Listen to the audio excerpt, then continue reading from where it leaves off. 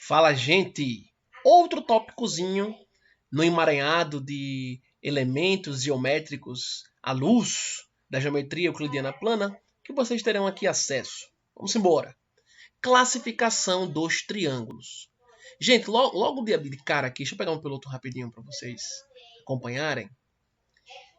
Logo de cara é muito importante destacar a lembrança, por mais trivial que seja, mas que vocês tenham isso em mente. Normalmente, para quem já vem na carreira profissional, como professor, no meio acadêmico, como pesquisador, enfim, tá? Como um curioso da natureza como um todo, descobridor, criador de elementos científicos. O que é importante destacar, gente? Em muitas situações, nas dificuldades que nós temos de aprendizagem, é perceptível que os principais problemas estão em uma compreensão ruim, que possui aí, muita debilidade, do que é básico, tá? Do fundamento daquele assunto, dos fundamentos, do que alicerça certa discussão, certo conteúdo, tá bem? Então, eu quero logo de cara aqui lembrar a vocês o que é triângulo, ok? A própria palavra, para o nosso idioma português, ela é bem sugestiva, né? Nesse prefixo aqui, ó, tri, tá? E depois no término da palavra com uma palavra completa em si, né? Que é ângulos, ok? Geometricamente, triângulo é todo polígono formado por três lados, ok? Três ângulos internos, beleza? E seis ângulos externos, ok? Como assim? Ângulo externo. Não vou falar muito sobre isso. No decorrer das nossas aulas, você vai sim ouvir falar de ângulo externo. E até um teorema chamado teorema do ângulo externo, que se aplica a triângulos quaisquer, ok? Nessa aula aqui, bem brevemente, poderei expô-la para vocês. Eu quero tratar de classificar, tá? De dar nome a tipos de polígonos que possuam três lados, três ângulos internos e seis ângulos externos. Então, de modo global, geral, nós podemos classificar triângulos em dois ambientes, tá? Em duas estruturas de observação acerca deles, tá? Uma estrutura que é a classificação quanto aos lados, tá bem? E outra quanto à tipologia dos seus ângulos internos, de acordo com as medidas dos ângulos internos de certo triângulo, tá bem? Então, repito, a gente estrutura a classificação dos polígonos que têm três lados, três ângulos internos e seis ângulos externos em dois momentos, tá? Em dois ambientes. Uma classificação quanto aos lados, quanto às medidas dos lados, bem como depois uma classificação quanto às medidas dos seus ângulos internos, ok? Primeiro cara aqui que aparece pra gente é triângulo equilátero. Os que têm três lados congruentes. Evite falar três lados iguais, tá? Em termos formais, não são lados iguais. Eles não são o mesmo lado. Cada lado está num lugar, tá? Eles são lados com mesma medida. Congruentes quer dizer mesma medida. Então aqui você tem um exemplo, tá? Tá aqui o triângulo ABC. Em muitas literaturas, inclusive aqui comigo também, professor Antônio Márcio, vocês vão se acostumar a escrever simbolicamente um triângulo ABC da seguinte maneira. Você vai lá, desenha um triângulo, depois, em sequência, coloca as letrinhas que são os vértices do triângulo, ok? Triângulo ABC. Então, desenha um triângulozinho, que interessante, tá? E em seguida vem e coloca os vértices. O que são vértices em um polígono? São os pontos de conexão entre os lados, ok? Pontos de extremidade. Então, perceba que é que o autor colocou para a gente, ó, lado AB, segmento AB, igual ao AC, e por sua vez o AC é igual ao BC, tá bem? Se o segmento AB é igual ao segmento AC e o AC é igual ao BC, então, por transitividade, o segmento AB coincide com o segmento também BC. Esse é o triângulo equilátero, tá? Num triângulo equilátero, tendo os três lados com mesma medida, a gente, por consequência, tem 3 aberturas angulares em cada um dos vértices, todas medindo 60 graus. Tá aqui bonitão, meu piloto não se comporta muito, mas dá para enxergar bem aqui cada númerozinho, tá? Cada ângulo desse aqui, ó, mede 60 graus, ok? Triângulo equilátero também tem os 3 ângulos internos com a mesma medida. Como a soma dos ângulos internos de um triângulo vale 180 graus, eu pego os 180 e divido por 3, já que cada um vai ter a mesma medida. Então, 60 mais 60, 120 mais 60, 180. Beleza! Prossigamos aqui, ó. Chegamos ao triângulo isósceles, tá? Isósceles. Esse iso na frente, o prefixo iso, que faz referência a igual, ok? E a celes, mais para trás, que faz referência a lados e ângulos.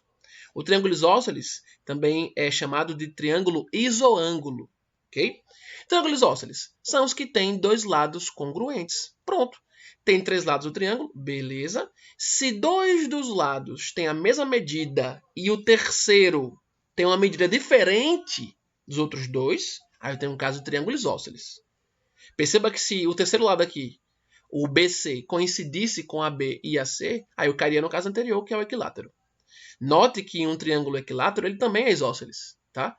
Porque cada 2 dos lados tem mesma medida. Se eu pegar um triângulo equilátero e separar os lados 2 a 2, tipo o lado AB com o lado AC, já são iguais? É isósceles. Se eu pegar o lado AB com o lado BC, 2 são iguais? Já é isósceles. Se os 3 coincidirem, observando o seguinte, gente, esse tracinho aqui em cada lado é para dizer que cada lado tem a mesma medida, tá? Um tracinho aqui em cada lado é para dizer que cada lado tem a mesma medida, tá bem? Então, veja que o triângulo equilátero, qualquer triângulo equilátero também é isósceles, tá? Mas o triângulo isósceles, ele não é equilátero. No isósceles, apenas 2 dos lados têm a mesma medida. Isto é, 2 lados são congruentes. Tá? Um terceiro é diferente. Uma consequência que vai aparecer aqui também, deixa eu pegar meu piloto rapidinho. Ó. Uma consequência bem interessante que vai aparecer aqui também é que no triângulo isósceles, os ângulos formados pelos lados iguais com um lado diferente serão ângulos que têm a mesma medida. Então, se esse primeiro aqui eu chamar de alfa, esse aqui também será alfa. Mais para frente a gente vai provar porque isso é verdade, ok? Então, repito, tá com o triângulo isósceles, fixou, observou quais são os 2 lados que têm a mesma medida, pronto. Esses 2 lados que têm a mesma medida, eles formam o mesmo ângulo com aquele lado que é diferente deles dois. Então, isso aqui é chamado de ângulo X. Esse ângulo aqui também será ângulo X, tá bem? E mais para frente a gente vai provar porque isso também é verdade. Prossigamos aqui. Ainda classificando o triângulo quanto às medidas de seus lados, temos o triângulo escaleno, tá? Aquele que tem os seus 3 lados com medidas diferentes. Isto é, os 3 lados de um triângulo que são não congruentes, ok? Determina o que a gente chama de triângulo escaleno. É muito bom vocês saberem os nomes aí, a nomenclatura desses caras, porque no exercício, num problema, numa pesquisa, numa leitura, se o autor quiser escrever como triângulo escaleno, você já vai saber. Se ele colocou escaleno é porque eu tenho um triângulo ABC em que cada um dos lados tem uma medida distinta do outro. Okay? Esse um tracinho aqui no lado AB, 2 tracinhos no lado AC e 3 tracinhos no lado BC é para indicar que cada um tem uma medida diferente. Tá? A quantidade de tracinhos variando em cada lado indica que cada lado tem uma medida distinta das outras. Okay? Se fosse a mesma quantidade de tracinhos, é para indicar que tem a mesma medida. Tranquilidade? Vamos embora. Agora a gente entra no segundo pacote, tá? No segundo ambiente de classificação de triângulos. Classificação quanto aos ângulos. Primeiro aqui, os triângulos que são ditos retângulos. Tá? Retângulo é uma palavra bem sugestiva, né? Ângulo reto, retângulo. Isto quer dizer o quê? Eu tenho um triângulo que vai possuir ângulo reto. Tá aqui a simbologia. Olha o meu cursor se mexendo, tá? Esse quadradinho aqui com um ponto no meio indica que entre este lado aqui, que ele chamou de cateto, e o outro também chamado de cateto, formou-se um ângulo de 90 graus. Ângulo reto, pegamos pelo... Recordando, gente, ângulo reto, aquele cuja medição equivale a 90 graus. O piloto aqui para ele não dar umas rabiadas. Você também pode escrever o ângulo reto como? Tá? Em radiano. Lembre, com π, 3,14 em aproximação até a segunda casa decimal. Tá? O π sobre 2 vale aí o seu 90 graus. Ok? Lembre-se que π está associado a 180. 180 dividido por 2, 90. Então, se π está associado a um arco de meia volta, lembre-se lá, tá? Do transferidor, de ângulo. Na hora que eu pego π associado a 180 graus e divido ele por 2, quem é que eu tenho, gente? 90. Ok? π associado a 180 dividido por 2, 90 graus. Então, você também pode encontrar ou até mesmo exibir o ângulo de 90 graus como π sobre 2. Aqui a unidade de medida não é mais aquela circunferenciazinha acima do número, que a gente chama de grau, tá? Aqui a unidade de medida é o radiano. Vou escrever aquele bonitinho para vocês, ó. É o rad, tá? Perdoe a caligrafia, porque aqui eu estou usando um pincel na hora da gravação e estou escrevendo com o touchscreen, tá? Aí quando você tem π sobre 2 rad, a unidade de medida foi o radiano. Ah, não lembro bem o que é radiano. Não se preocupe, você vai lembrar quando chegarmos em trigonometria. Ok? Muito bem, então o primeiro triângulo que a gente pode definir aqui, dar nome a ele quanto a ângulo que ele possua, ângulo interno, ó, ângulo interno dentro do triângulo, ok? É este que vocês viram, o triângulo retângulo. Todo triângulo retângulo pode fechar os olhos. Se alguém disser, ó, esse triângulo aqui tem um ângulo de 90 graus. Pronto. Teve um ângulo de 90 graus, triângulo retângulo, ok? Outro batismo aqui de triângulo quanto aos seus ângulos é o triângulo obtusângulo, tá? Este triângulo é aquele que possuirá um ângulo maior que 90 graus. Ângulos que são maiores do que 90 graus são chamados ângulos obtusos. Obtuso quer dizer amplo, abrangente, ok? Então, se eu tenho um triângulo que possui um ângulo maior que 90 graus, isto é, 91, 90,5, 90,2, superou 90, ok? E é possível. É possível em um triângulo ter apenas um ângulo maior do que 90 graus. Tá? E aí é o triângulo obtusângulo. Tá? Aqui é uma imagem de um exemplo para vocês. Voltando aqui para o triângulo retângulo, gente, é importante destacar o seguinte, ó. Quantos ângulos de 90 graus pode ter um triângulo? Apenas um também. Lembre-se que a soma dos ângulos internos de um triângulo dá 180 graus. Tá? Então, se eu tivesse um triângulo com dois ângulos de 90 graus, a soma de 2 já daria 180. Somando com o terceiro, passaria de 180. Não vale.